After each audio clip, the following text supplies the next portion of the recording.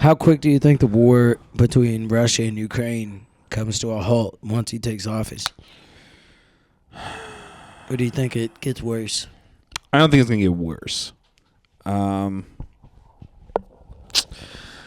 It's really hard to tell how much energy and resources he's actually going to be able to put into that. Since it's already an ongoing conflict. Well, that and like I think Israel's is just it's just better for his political. I mean, it's his last term, so technically it doesn't matter. But like, he's a narcissist, right? Like he's an egotist. Like he wants his legacy to be good. So I mean, Israel's just a better look on him. And then if he combine that with like the border crisis, like that's going to be really expensive. Like if he's going to promise that he wants to make the economy better and solve all these issues, like there's just not enough money in the pool for that. What do you mean? It's going to cost us less to solve that issue opposed to fucking continuing it. How much money have we sent to Ukraine? Solving that issue is a fucking bank saver. Yeah, you don't think we're going to have to send way more to end it? Why would we have to send more to end it? Because we need to send less to end it. And we need to discuss a ceasefire. You're going to need more. Well, okay, you could discuss a ceasefire. That is possible. That's definitely going to be what happens. If that were, I mean, that would be the best case scenario for Ukraine, sure. If he was able to do Ukraine is somebody that helps the U.S. We're friends. That's why we've been helping them with all the money during this war. So for them to not be in war is better for them, and it's better for us because we can focus on making money with products.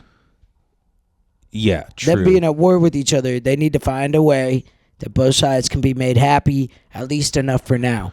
Something to be like, okay, Putin, what can we get you to do to stop? Like, what type of terms can we come to? You don't want Ukraine to join NATO. Okay, I understand that. I mean, that's the only thing that would have to happen. I think immediately, absolutely right away, first day, probably within the first 5 things he does, that at least Ukraine is no longer going to be allowed to use U.S. missiles and things like that in Russian territory. Because right now they're allowed to use them in Ukraine. Sure. And that's kind of fair. But like also... Is he actually going to be able to like do anything? It's just not our fight. This is my thing. It's not our fight. If the whole argument is, yo, NATO, we don't want them a part of NATO. Hey, NATO, go do something. That's the whole problem with NATO, though, is they're not allowed to. Like NATO and like the United Nations, like they then are UK, specifically. Get your ass over there. France, get your ass over there. We're out. Yeah, sure. I mean that. I don't think I don't think he's actually going to be able to do that. I mean, when has shit. And besides Afghanistan, and we saw how that went. Like, when was the last time a president like pulled out of a conflict?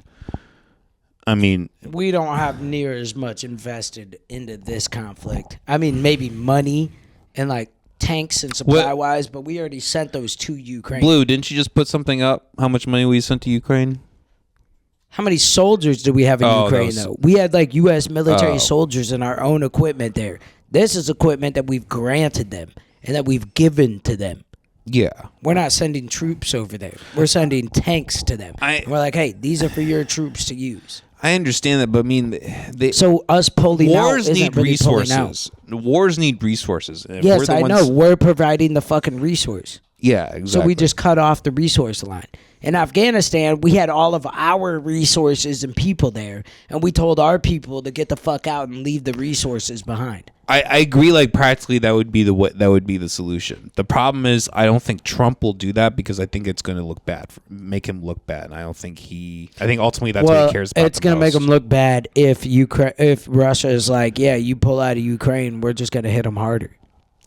Then that'll make them look bad. Potentially not. Potentially. I mean, you just don't know. I'm saying if they were to say that, if that's the deal, he's going to obviously have talks with them and be like, hey, how can we stop this? Yeah. Putin said as soon as he won the election. I mean, he's probably already asked about it, and he was like, I'm excited to talk with somebody new. Yeah. He's like, I'm excited to talk with somebody new again because they have had no good conversations with the Biden administration. They've had nothing that does anything beneficial for our side or does anything actually beneficial for Ukraine. And I get it. Sometimes you got to be like, hey, you're a bully, and I'm standing up to my bully.